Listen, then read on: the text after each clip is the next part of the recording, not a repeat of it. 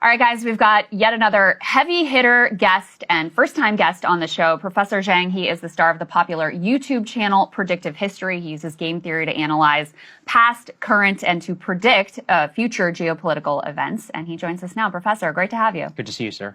Thanks for inviting me. Yeah, of course. So, for people who aren't familiar with your work, I wanted to show folks that back in 2024, you made three big predictions. One, that Trump would win. Two, that he would start a war with Iran. And three, that the U.S. would lose that war. Let's take a listen to that. In this class this semester, I'm making three big predictions, right? First is that Trump will win in November.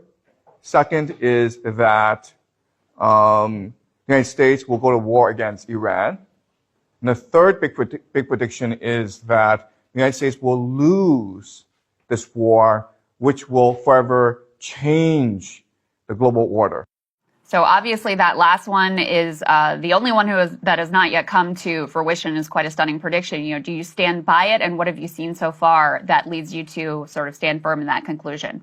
So given my analysis of how the war is progressing, I think that Iran has many more advantages over the United States. The reality is that right now, it's a war of attrition between the United States and Iran. And the Iranians have been preparing 20 years for this conflict. In their eschatology, in their religion, this is a war against the great Satan. They've had many practice runs. Last June was a 12-day war when the Iranians were able to examine and analyze the strike capacities of both the Israelis and the Americans. And they've had a lot of time, 8 months, to prepare fully for this new attack. They, through their proxies, the Houthis, Hezbollah, Hamas, and the Shia militias, have been able to really grasp the American mentality. And now they have a pretty good strategy of how to weaken and ultimately destroy the American empire. So what the Iranians are doing is they're waging war against the entire global economy. And so they are striking the GCC countries. And not only are they striking GCC countries, American bases, but they're going after the critical energy infrastructure of these bases. They blocked off the Strait of Hormuz. And eventually, they will go after the water desalination plants, which is the lifeblood of these nations because they don't have fresh water supply. In fact, the water desalination plants provides 60% of the GCC's water supply. So if a drone, and these drones cost $50,000, if they wiped out a desalination plant in Riyadh, Saudi Arabia, and it's a city of 10 million people, right?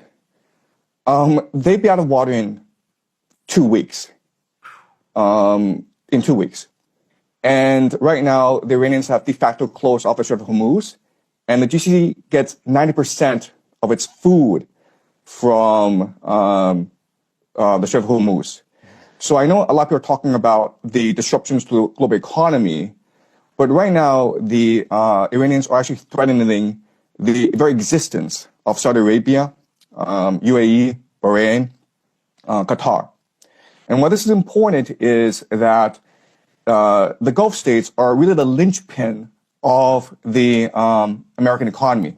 So what they do is they sell petrodollars and then they recycle the petrodollars back into the American economy through the investments in the stock market. And right now we know that the entire American economy is propped up by AI investments in data centers. And a lot of that comes from the Gulf states. So if the Gulf states are no longer able to sell oil, and they're no longer able to finance AI, this AI bubble in the United States, then this AI bubble will burst, and with it will burst as well as the entire American economy, which is really a financial Ponzi scheme. Right. So that's a dire situation that the Americans are facing right now.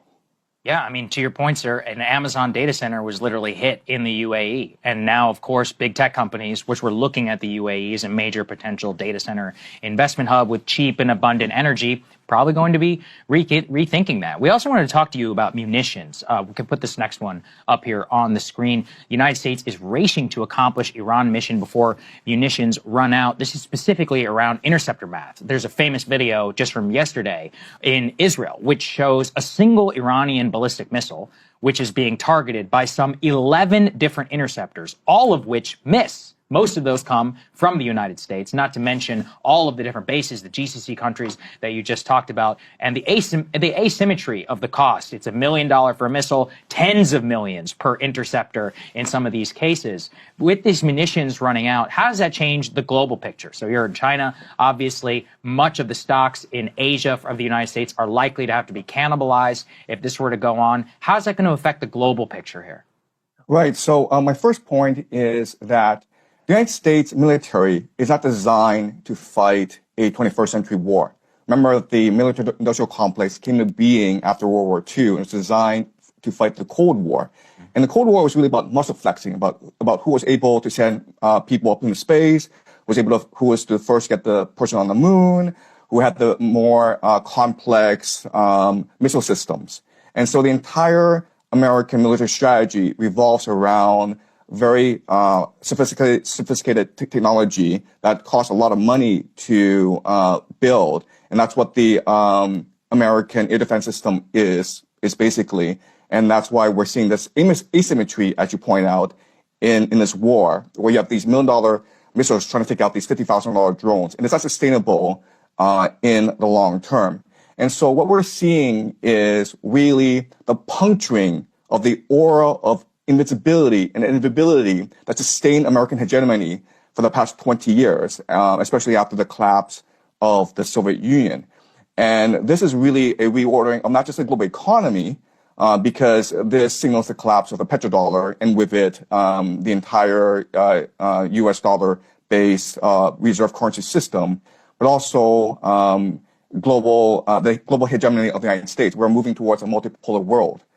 Professor, this morning, Secretary of War Pete Hegseth was asked a question about potential ground troops in Iran. He refused to rule out that possibility. And he said, oh, well, we're not going to project to you what we will or will not do, but we don't want to, rule anything out. We will do what it takes.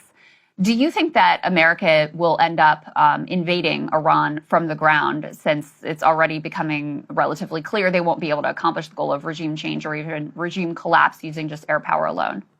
Right. So everyone says that the worst calamity that could happen in the United States is if it were to send ground troops into Iran. At the same time, the United States are committed to regime change in Iran. We've never had a precedent in history where you were able to regime change from the air alone. You need ground troops.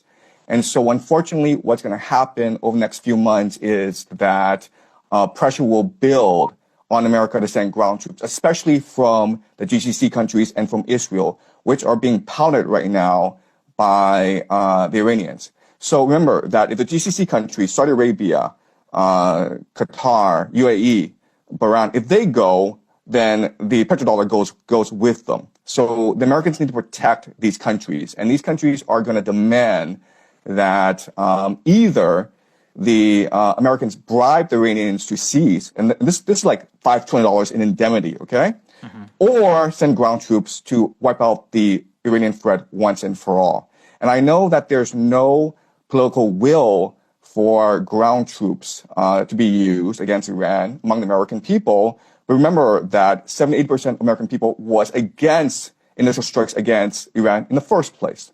Right. And one of the things that really comes into question, I think, with all of this, sir, when we're looking at the geopolitical picture and the sacrificing in much of this from the United States on behalf of Israel, is kind of a question as to who and what wanted this. We were actually curious for your view on a disputed report here from the Washington Post. We can put it up here on the screen, F3. A push from the Saudis. Israel helped move Trump to attack Iran. Now, this has been internally disputed by Saudi Arabia, saying that they did not push the Trump administration to attack Iran. However, this is clearly an authorized leak from our own government, trying to at least lay some of the blame on behalf of the GCC. What do you make of this analysis and of this narrative that Saudi Arabia was also trying to be behind this push to bomb Iran?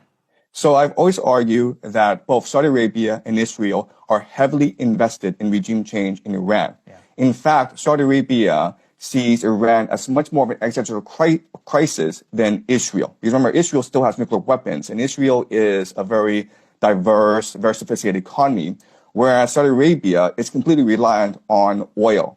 And it's always had problems with Iran because Iran is a theocracy opposed to the Saudi monarchy. Iran funds and equips the Houthis, which have been antagonistic towards Saudi Arabia for the longest time.